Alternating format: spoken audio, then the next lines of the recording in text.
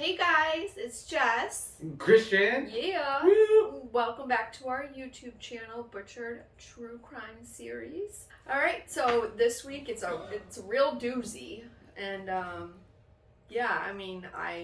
was texting Christian that I personally struggle with this one a little bit this week, so he's gonna carry the show. Yeah. I'm just kidding. I'm here. You're here for support? Yeah. Okay. Emotional. Yeah. Moral. Whatever. So, today, we're going to jump right into it. Yeah. We are going to talk about John Wayne Gacy, also known as the Killer Clown. John Wayne Gacy was born on March 17th, 1942. His parents were Marion and John Wayne Gacy Sr., So John had two siblings. He had a younger sister and an older sister, and he was obviously the only son in the family.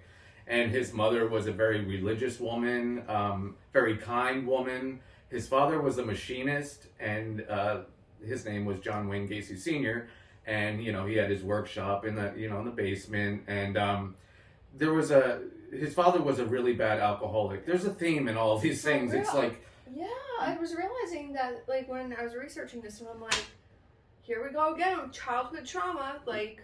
Alcohol is, like, embedded in everybody's stories, yeah. So it was like, his father was a very bad alcoholic, but a functional alcoholic at the same time. And he used to, mentally abuse his son and physically abuse John. As a young child, he would sit him at the kitchen table and reprimand him for all the things that he does and doing bad in school and saying that he would amount to nothing and he was effeminate and he was sissy, and he would really, literally, physically punch him in the face. And his mother Marion tried to stand up for him and everything, but the father, being an alcoholic, you really have no control over what they're going to do because they're fireballs, right? Right. And it's just sad too because it seems like he tried so hard to live up to his dad's expectations, totally. And it was never enough. Like, once he finally felt like he reached where his dad wanted and needed him to be, his dad just went higher, and it was never enough. Yep. You're not going to amount to nothing. It really hurt him, and he was a sensitive kid anyways. Yeah. He was bullied at school. He was a little overweight. He suffered from some health conditions. He had an enlarged bottleneck heart, and that prevented him from partaking in a lot of extracurricular activities and sports with the fellow schoolmates.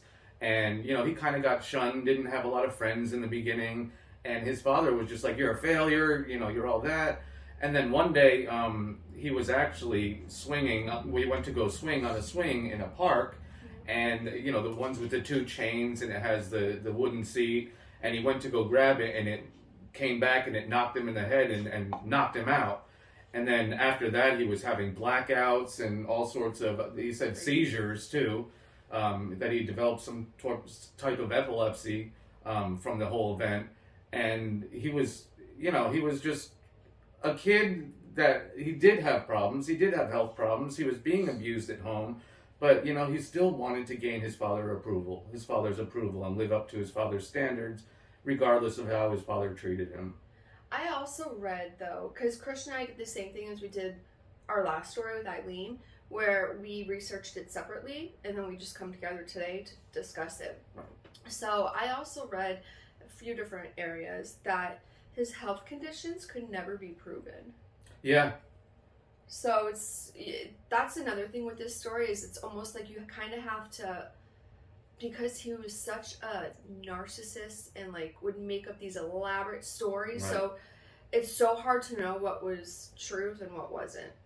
But from most of what I read, his health conditions could never be proven. But he stuck to those stories. He sticks to the same stories. Absolutely, he totally did. Yeah. So when he dropped out of school, he did very bad in school at the time, and who wouldn't? If you have an alcoholic father and your mother's trying to protect you and everything, and the rest of the kids, and he got along great with his mother and his two siblings, his two sisters. So he actually ended up his senior year. Yeah, you want to tell me? Yeah, his senior year, he dropped out of high school and moved to Vegas. And this is where the story gets weird. It's so weird. He started working at a funeral home, a mortuary. Did I say that right? It's a mortuary. Yeah. And he didn't have a place to stay because, again, he was just a senior in high school a little while ago, and now he's living states away from his parents, you know, started this new job. So the owners of the mortuary offered for him to stay there, sleep there at night. So he started climbing into coffins with bodies, like snuggling up next to him at night to sleep. Right. And he denies ever sleeping with the bodies, but he denies everything. Yeah. If you watch his interview, it's like everything he's saying is the opposite of what everybody else was saying. You know, and he did janitorial work there. Sometimes he helped in the transport of bodies. And, you know, he was only there for 3 months, you know, and he took whatever remaining money he had and ended up going back to Chicago. And he started working in a shoe store. And he started to really become, like, really not well known. He was a kid, but he was jumping up the ladder, almost in management positions. And he met a coworker named Marlon. And they hit off a relationship, and then they got along great. And they ended up getting married, and Marlon's father saw a lot of potential in John. And he owned a chain of KFC restaurants. I think he saw all that potential too, because John was he was a smooth talker. Oh, he was yeah. a sweet talker, like stuff that he could convince you that he was a neurosurgeon, like. And people would believe him. Yep, because he that's just the way he came across. That's the way he presented himself. It was just, I mean, he got an A in that at least. Yeah, and when you watch his interviews too, he's so like calm, collected, pretty monotone, and scary. Yeah, it's like scary. It's just like, you know, no big deal, you know, whatever. But anyways, so he went to work. He actually ended up moving from Chicago to Waterloo, Iowa, to help manage these chain of KFC restaurants. And he, you know, obviously he got married. He had 2 children with his new wife, and everything appeared to be normal. And then one day, apparently he had lured a younger teen into having oral sex with him, and this teen actually ended up going to the cops. Now, John would literally hire all these other younger guys to go bully him and beat him up so he wouldn't come and testify against him. But somebody did, and he ended up going to court and getting charged with sodomy. And he thought they were going to give him a lenient sentence and everything, but he ended up getting slapped with a 10-year sentence. Which he only served 18 months of. That's right, 18 months. He only served 18 months of a 10-year sentence for sodomy of a young child. Yep. It's disgusting. And their reasoning for letting him out early was that he was a model prisoner. Good behavior. Because he knew he knew what you wanted to hear. He knew what he needed to do to get out. Like, yep. He was like the head chef in the kitchen at the jail. Like, he ran like the big groups in the jail. Like, everyone loved John, and he was this model prisoner. Yeah, Let's he was. let him out early. Yeah. He was the top chef for the breakfast and the lunch meals, and he was really well respected. Well, one time there was one of his jailmates that I was reading. They were outside on the play area, in the prison. And there was a bunch of gay guys that were playing basketball. And John was sitting with his friend, his fellow cellmate, and the ball rolled by him. And John picked it up, and he, like, chucked it at the guy. And this gay guy said back to him, miss me, now you gotta kiss me. And his cellmate said something happened in John's eyes that he's like, that was the day that I think I saw the monster. Because he wanted to kill this guy. And I think it was a gay reference kind of thing, like, yeah. You know, hitting not, like, because he didn't want anybody to really know that he was interested in boys. Right. So, you know, he went after this guy, and they ended up breaking it up. And like she said, you know, good behavior provided him to get out after 18 months. Yeah. And he did. Which, that's like another thing, going back to what you said in just a moment ago. Just a few steps back, what you said. You know, him being so afraid of, like, you know, like anyone finding out that he was interested in guys. Like, how sad is that too, though? You know, that You have to hide all of your life. yeah. But I mean, you also had a father who was raising you, telling you you're True. a sissy boy, you're effeminate, you're never going to be anything, and True. you know, so it struck him as I think, you know, as somebody myself, Yeah.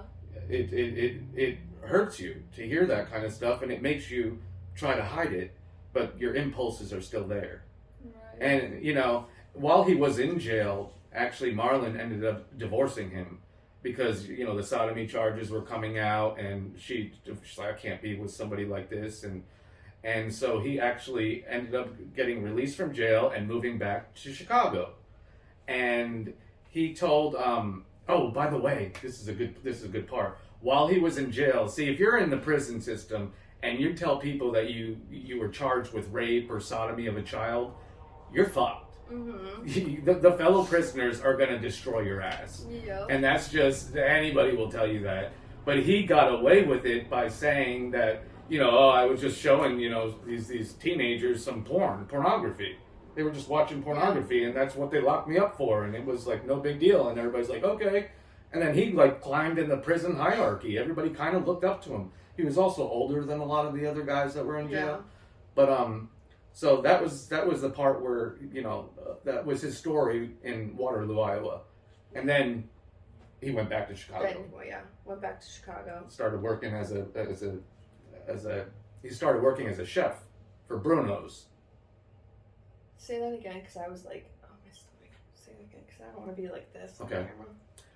So after he moved from Waterloo, Iowa, back to Chicago, he started working as a chef for Bruno's. Now, it's kind of interesting to me that he chose jobs where they didn't run a background check on him. Well, because you know why. Yeah, he didn't want anybody to find out. He lived his life like he never did anything wrong. He was smart. He was smart. He was smart, he was calculating, he was manipulative, and people loved him. Yep. I don't get it. I don't then, either. I guess we never really know somebody's true intentions or who they really are until and people can hide stuff. And that's the scary part. Yeah, it is. It's totally scary. Yeah. After John left his job as the chef at Bruno's, he went to start painting and opening up his own company called PDM. It was basically like a contracting company, but he wasn't a licensed contractor. Right. He would do like side work, you know. Yeah, and PDM was painting, design, and maintenance. Yeah. And then it branched off into contracting and such. Right. And with him owning this company allowed him to obviously have control over who he hired. And this is where, you know, a lot of younger boys, meaning like 16, 17, 18, they're in high school. They're looking for whether it be a part-time job, a full-time job. John, you know, they would go to John. And because, again, when he goes back, he gets very involved in the community.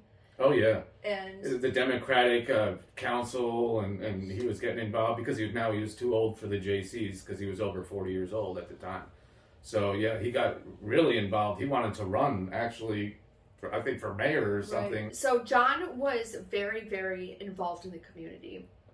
And he would have like these, what people would call lavish barbecues at his house. And it's not just like, you know, you and a few friends. He would have like 40, 50, 60 people there. It was like these big barbecues in his backyard. But how you might think of lavish is not what was lavish maybe in the 70s. Right, exactly. Like plastic chairs, whatever. One of John's, I guess we could call it a hobby.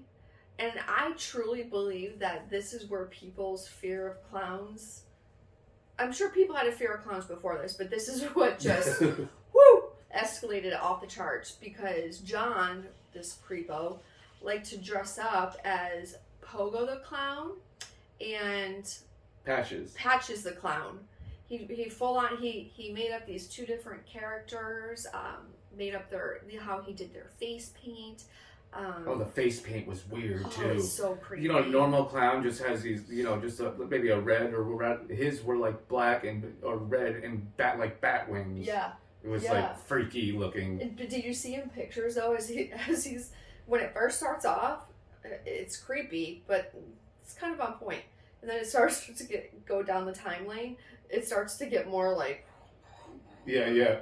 It's like all over the place. I know. I'm like, buddy. He performed for children. He said he loved children and he loved just performing, and he, you know, did it more as a hobby than it was for anything else. Yeah. He loved to like entertain. Yeah. And that was his thing. He just loved to entertain. So, and by that time, he had gotten remarried yes. to a childhood friend named Carol who had 2 children. And they moved in, they bought and moved into a place on 8213 West Somerdale Ave, which turned out to be a horror. That's where he stationed PDM, his company. And that's where they had their board meetings, and he had all the kids over, and they would be drinking wine. He'd be drinking wine with the kids, showing them pornography, and getting them high, you know, and how messed up is it too that his first wife, who he had 2 biological children with, he never saw those kids again. No, he just like up and left and like rejected them. Yep. But then he marries his now new wife. She has 2 children from a previous marriage, and he takes it and like, I don't know. I just thought that was wild. Yeah. John is, like Christian just said, he's having all these young boys who are working for him over at his house, doing completely inappropriate things, or showing completely inappropriate things to these minor children. And they'd be drinking, and now this is where John starts to give into his urges a little bit, I guess is the right way to say it.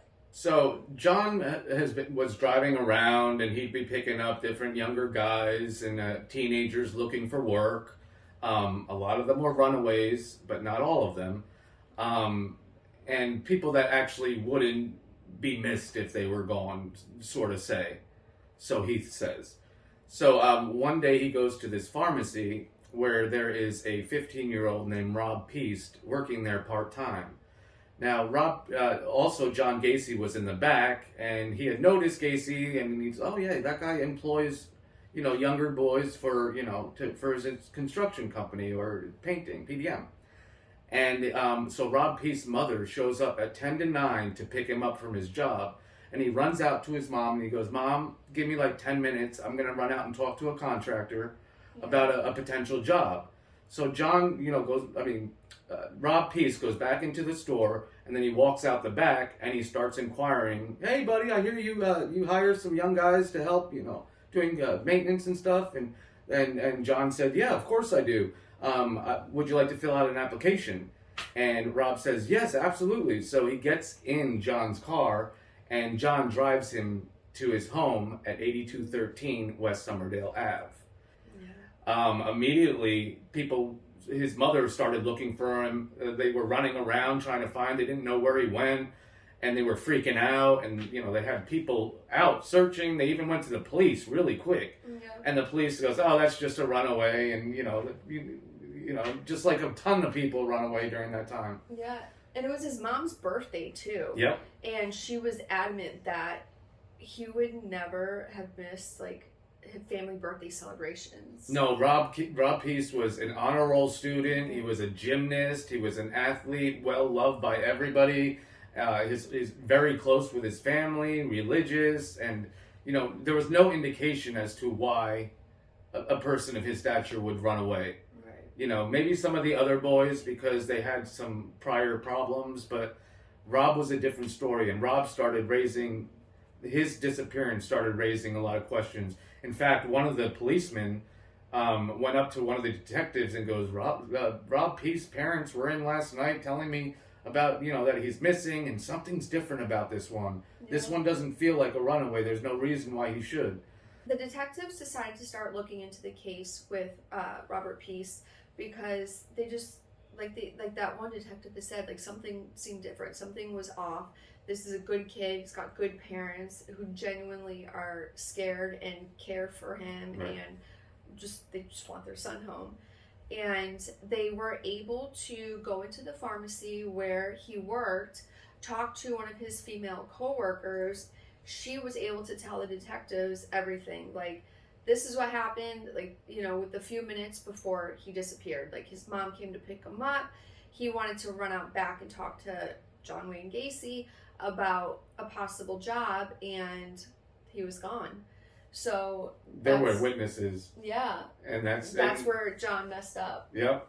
That's where finally he messed up, because then the cops, of course, they jump in their cars and they go over to John's house, and he welcomes them in like he was having them over for freaking dinner. Like, yeah, hey guys, hey friends. And his house was very neat and meticulous, and you know, what looked to appear to be just a normal home. Yeah.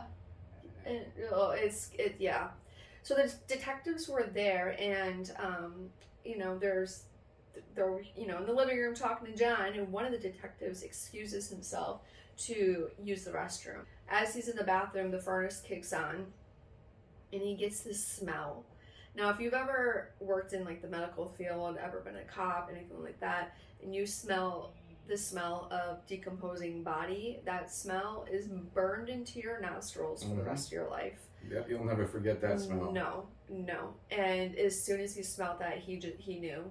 He just knew. He knew something was going on, and while they were searching the rest of the house, they found a couple licenses of missing teenagers that had been gone for a few years, a class ring, yeah.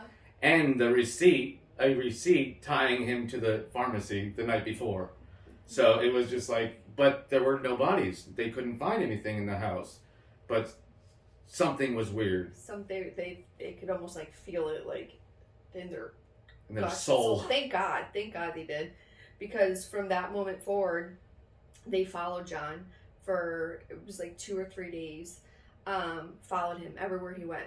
If he went in to go get coffee, the detectives went in to go get coffee, and they'd sit down and they'd talk to him. Yeah. They'd have full-on conversations with him, and he'd be like, hey guys, blah, blah, blah. Like, he knew they were following him. And the detectives also said that John would drive so erratically, like he was always speeding through neighborhoods, speeding down streets, like driving like a crazy person.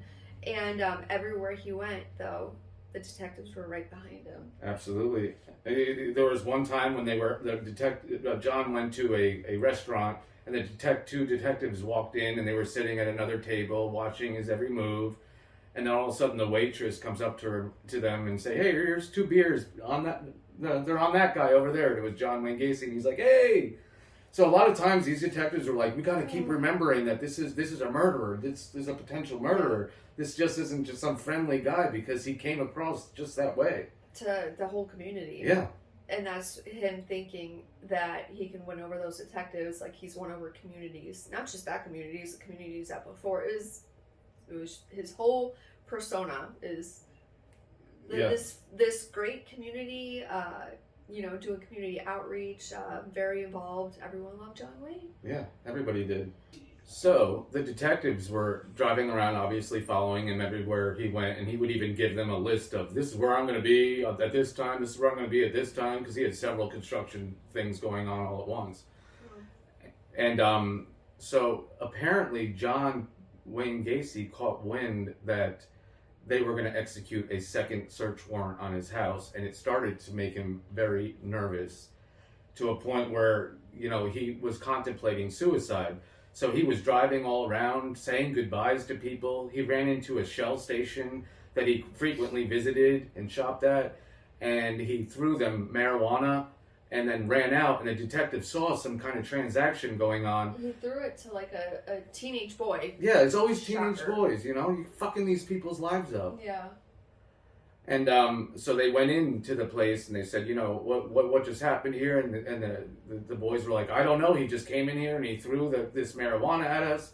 And so they executed a second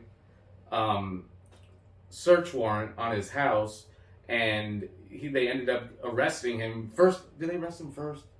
They arrested him first. When the cops went in there and talked to the boys where John, threw the marijuana, they called the state attorney. Yeah. And they were like, you know, because they were in constant communication with the state attorney, and said, you know, A, B, and C, this is what happened. And the state attorney literally said, go get that fucker. Yep. And so they arrested him, brought him into the police station, and then that's when he just started to tell all these stories. Yeah. Just bullshitting with the cops again. He's just a bullshitter. Yeah. And while he's doing that is when they're executing the search warrant in hopes of, remember, all of this started because of Robert Peast. Right. And their hopes are just they're hoping to go into his house and find him. Alive. Yeah. Yeah.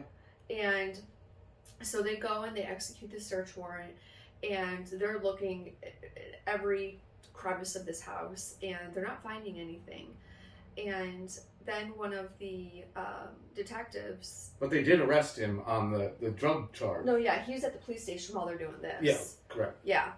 And one of the detectives, like, opens up the crawl space and crawls in there, and oh my god, when I was watching the interview with the detective, the detective that went into the crawl space, and I'm like, this dude has got big ones. Yeah. Crawl spaces are already creepy, but now you're looking for bodies. Yeah. Like, oh, so he's crawling through this dark crawl space, and he starts digging because he sees like fresh mud in these worms, red worms they're called. Yeah.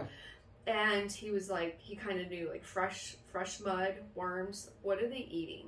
And the smell. And the smell. And the smell in general. And, like, there were times where John was interviewed where he said that, oh, it was just because the sewage would rise up, you know, and the water, when it rained, it would rise up in the crawl space, and it would create this foul, musty odor. He's like, that odor was always in the house. There's a big difference between decomposing body and a musty smell.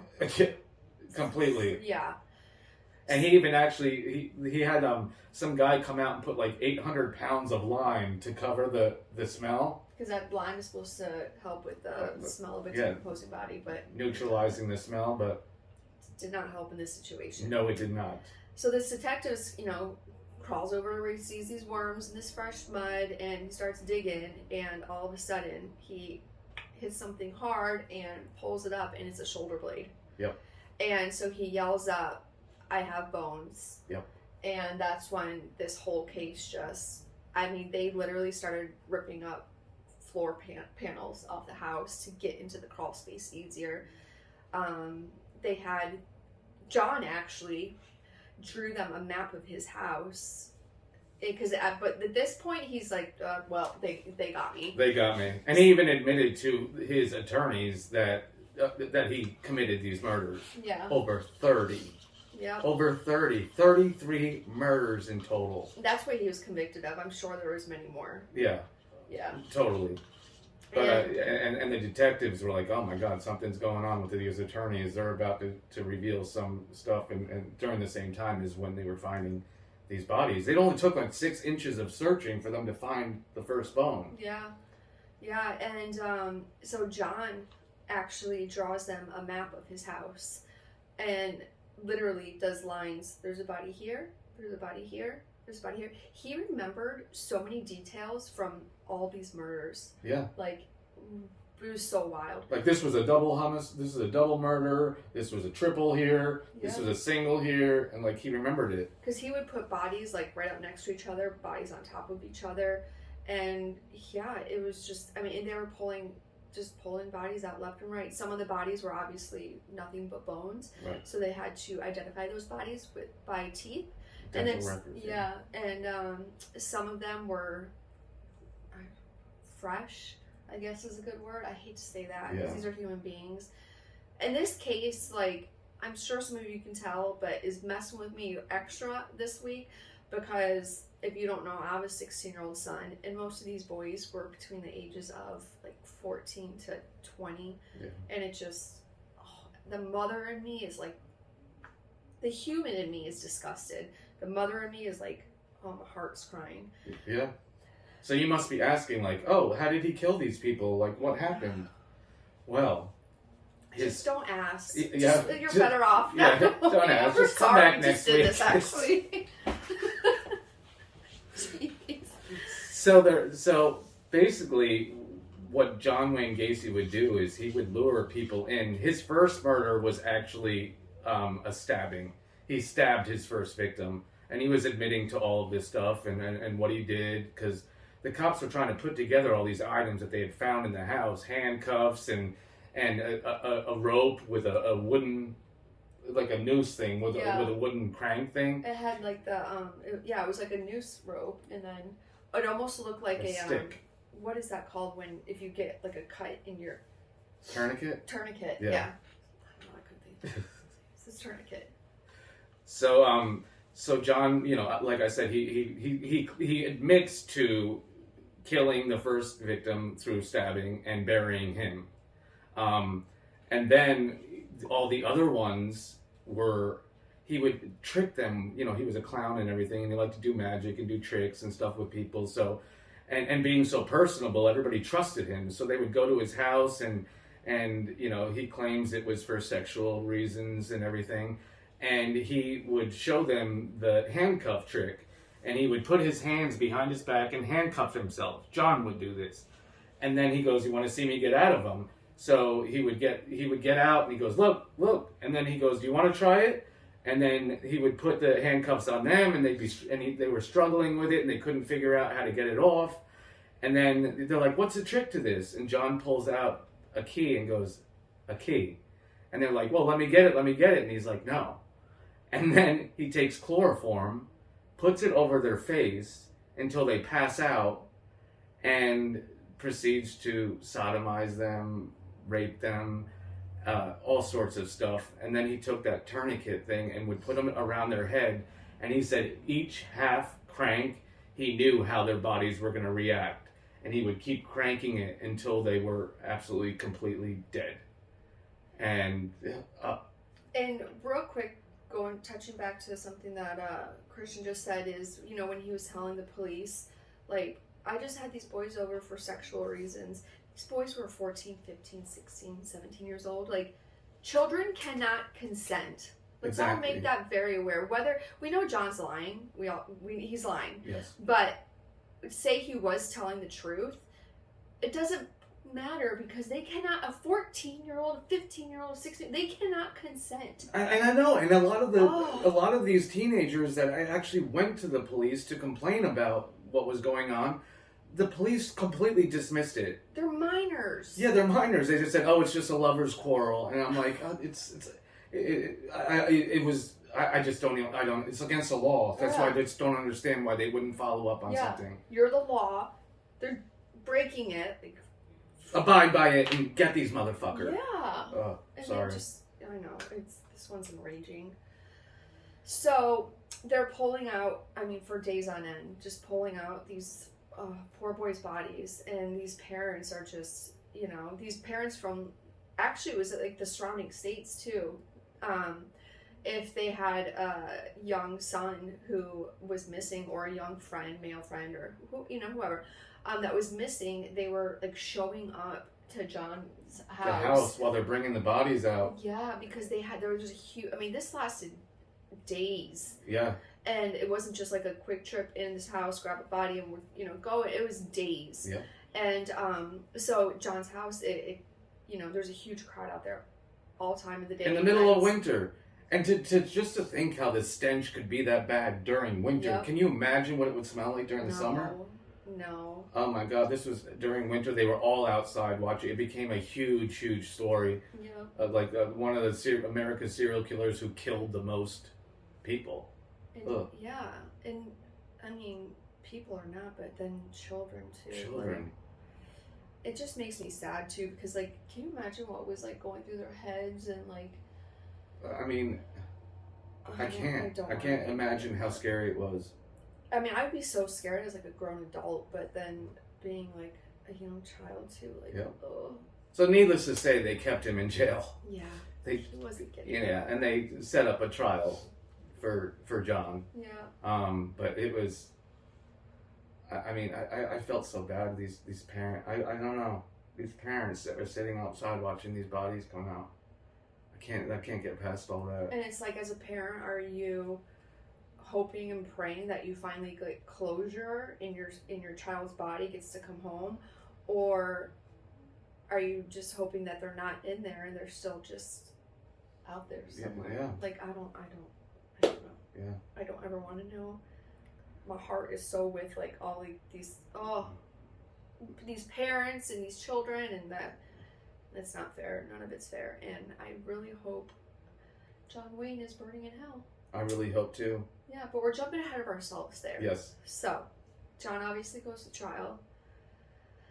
And pleads insanity like every other fucking serial murderer. Right? I mean, you freaking gotta be, but he knew what the hell he was doing. He absolutely did. Knew. And even the prosecuting attorneys, the district attorneys were saying, you know, because they had a lot of psychologists and psychiatrists that came out to testify, and they all came out with like different diagnoses, like a borderline schizophrenia, amnesia, bipolar disorder. Like they came up with different things. Some people did say insanity, but in the end, they had a really big guy come up and testify and was just like, and his attorneys were just like, this is so pre-calculated. He already had the trenches dug, because he would have those people that work for him actually dig these trenches for him, saying, oh, this is just for plumbing, you know, that I need work done. So, you know, he'd have them do the dirty work, sort of say, and then he would bury the bodies in there while they were gone. And also, most of the bodies were underneath the crawl space, but there was also a body in his backyard, underneath his barbecue. He had like this big barbecue for all his lavish parties. And then there was also a body along the driveway as well. Yes, there was 20. They ended up pulling out 27 teenage boys from the crawl space. They pulled out one, like she said, from the backyard, and one. So that's 29 just on his property. But then he started running out of room. Yep. So all those bodies that they also found in the house too, I believe. There was 8 that they couldn't identify. Yes. For 9 they couldn't identify for decades. But of all the bodies that came out of the house too, none of them were John Peace. Rob.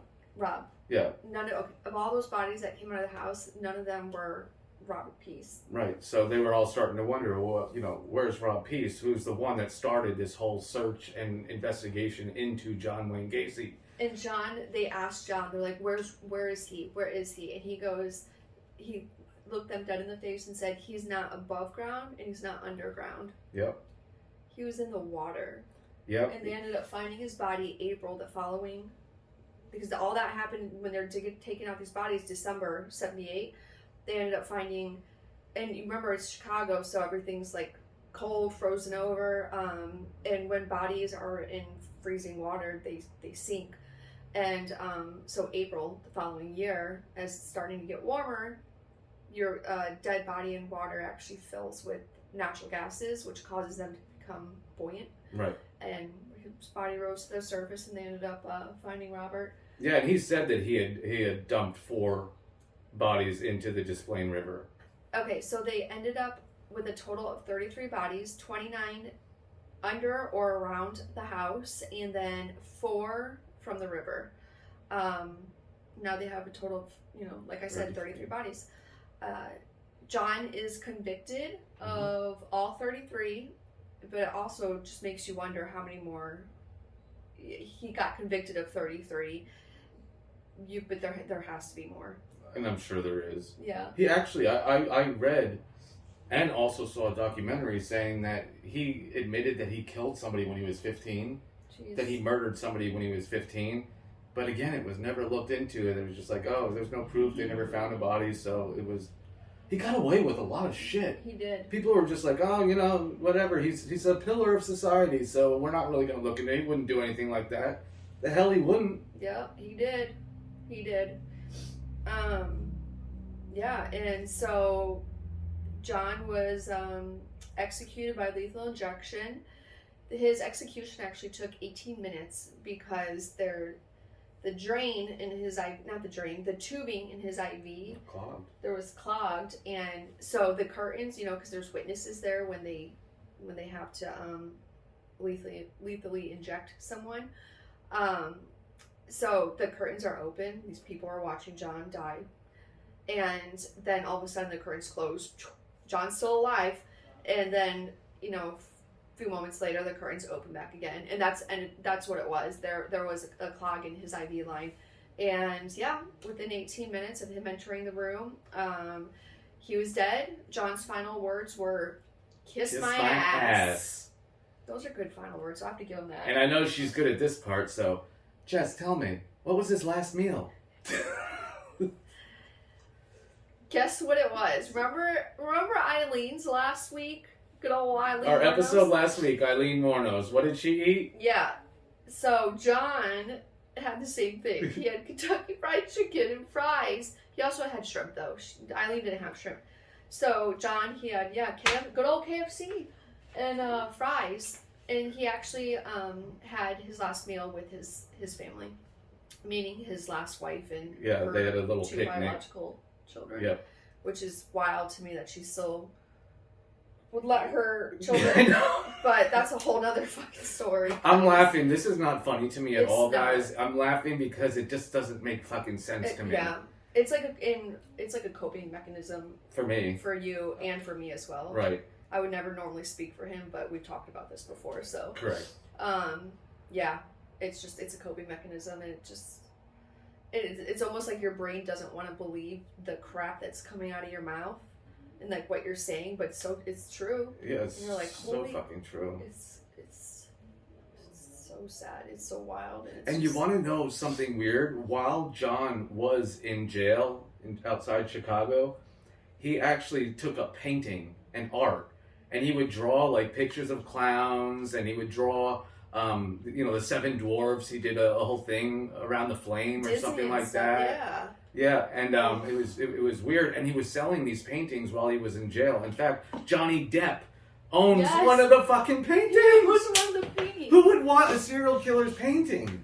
Johnny Depp. Johnny Depp. There's other celebrities too that bought them, and he wasn't a good artist at all. He wasn't a good painter. It looks like a 5-year-old pick up a paintbrush. Actually, that's an offense to 5-year-olds. 5-year-olds could probably do better. Yeah. But I'm pulling out my phone here because there is a quote that when I was doing all this research, I literally heard this quote from John's mouth, because in tapes. If you want, check out Netflix. They have a really good documentary called The Tapes of John Wayne Gacy, and it's real interviews with him. Yeah. And this quote I heard, and it's just like, oh, I almost told Christian, like, we got to do somebody else because I can't do this. And there was this quote from John Wayne Gacy that said, when the cops had found the bodies, and there's detectives at his home taking out all these bodies, and then there's detectives at the police station with John telling him, we got you, like, we got you, we have all these bodies. And John says to them, those are my bodies. That's where I wanted to keep them. They had no right to touch them. The galls, the non-remorse, the no feeling. Those are not your bodies. Yeah. Those are their bodies. That was not their yours families. to touch. That's not. Oh God, that man. But thank God, Yeah. some people were against. Some people came out to protest against the death penalty because they think he should just serve life and everything. Even John's lawyers were getting threatened with their life. I mean, they were getting death threats, and people were saying that they're going to bomb them and stuff just for protecting or representing John Wayne Gacy. I saw an interview with his lawyer too, and his lawyer even said, he goes, I would go home at night and I would take showers and I would scrub my body raw, like I felt dirty. And he goes, did I want to represent this man? No. He goes, but everyone is entitled to legal representation. And that's true. It is. That is true. It is. As much as I hate this man so much, that's true. Everyone is entitled to legal representation. Yeah. My views on the death penalty, I guess, I don't know if we want to get into all that, but I agree with it. I believe in an eye for an eye. Yeah. I put him down. I would do worse. I would do the same exact thing that he did to these kids. Yeah. That's my personal opinion. I know some people might disagree with that, but... And that's okay. Everyone's entitled to their opinion. Absolutely. But not me. No. So anyways, yeah, he died of lethal injection, and, the other bodies that they found were laid to rest. Some had their ceremonies, and the other ones that weren't, claimed or unidentified, they had a service and a burial in a certain area for them. There was a funeral home that stepped up and gave these 9 boys that were not identified very nice caskets, gave them a very nice service. Right. And decades later, as DNA, because DNA started being used in criminal proceedings in 1984. And so, I mean, decades later, this is all 1978 when John gets caught. So decades later, there was this, I believe it was a state's attorney, came across this case and went back and realized how many unidentified bodies. So they exhumed the bodies, started DNA testing, and slowly they started to get being able to identify one here, one there, you know, and getting some sort of closure for these boys. So, and they deserve it. Yeah. He did this in a span of like 6 years. He killed 33 innocent. There's definitely more too, because if you look at the timeline, he goes hard. Like he'll do like a few in a month, and then like there's nothing for 2 or 3 months. You know, John did not. He wouldn't go months. He was so full of himself. They compared John to like an addict or an alcoholic, where he did it because he had to. Like it was an obsession. It was something that he was like a thrill-seeking homosexual killer, you know. And he actually, in his interview, you know, admitted to being bisexual. He never said he was gay, but he said that he was bisexual. And but you know, I don't believe anything that John says anymore because none of it added up to the evidence that was presented. So, you know, let's just go there. Yeah. But so they did the burials, and then they had this big service type of thing for all the parents to come, and they made a big bonfire, and they gave each one of the parents a painting that John had drawn, and threw them into the fire to burn them, and like just to try to get some sort of relief or some type of closure from this man that completely ripped and destroyed their life and destroyed the innocence of their child while killing them at the same time. Yeah. That's a one sick motherfucker. Yep. Yeah, I said it. I agree with my friend here. So that was our story. I just feel like I need to go home and take a shower and like scrub off all this off me. Yeah. Like, oh. Yeah. So like Christian said, that was our story, and it was a hard one. It was so I hate hard. stuff like, with the kids, and being that there's so many of these kids, and what it did to the families and ripped them apart is just, it's disgusting. This was hard for me, and I'm not even a father, but I can only imagine how it would be for a mother to hear all of this stuff about their children and the torture that they went through. He actually had, I think he had an IQ of 118, which is borderline normal or it's bright. Like, it's actually almost like above average. Yeah. Like, so he wasn't stupid. Was there any other trivia parts that we can offer them? I don't think so. Yeah, no. No, we covered it already. Yeah. So please make sure if you like this content, please subscribe to our channel, turn on your notifications so you can be alerted as soon as our videos upload. And if you like this video, give it, I mean, no, nobody likes this video, but if you feel like we did a good job explaining relaying the content, please like and subscribe. Give it a thumbs up. Yeah. Like, subscribe, share if you can. Yes. Follow us on Instagram, TikTok, and YouTube, butchered_true crime. And we'll see you next week. In 2 weeks, on next Friday. Speaking of our next video, we're going to discuss this, but I'm thinking we should go a little overseas. Oh.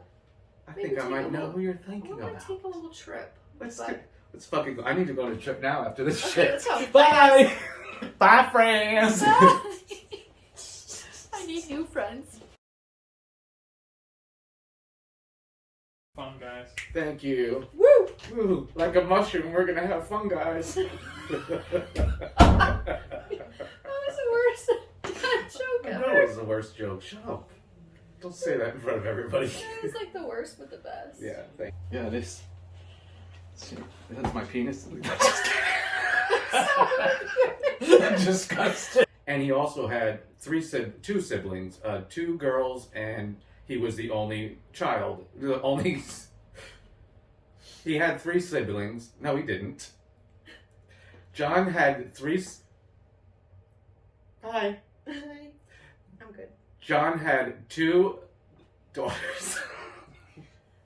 okay. It'll take a while to get here. Well, yeah, it's just the starting part. The flow. Once Yeah, we get the flow, the flow will work. it's like when you pee first thing in the morning, your stream's a little off. Yeah, I know. Well, you have no idea. Sometimes it goes like that onto the tables.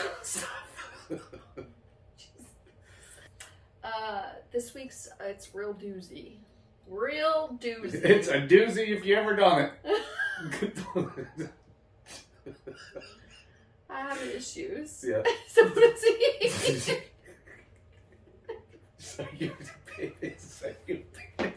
I'm leaving. Why don't we even try?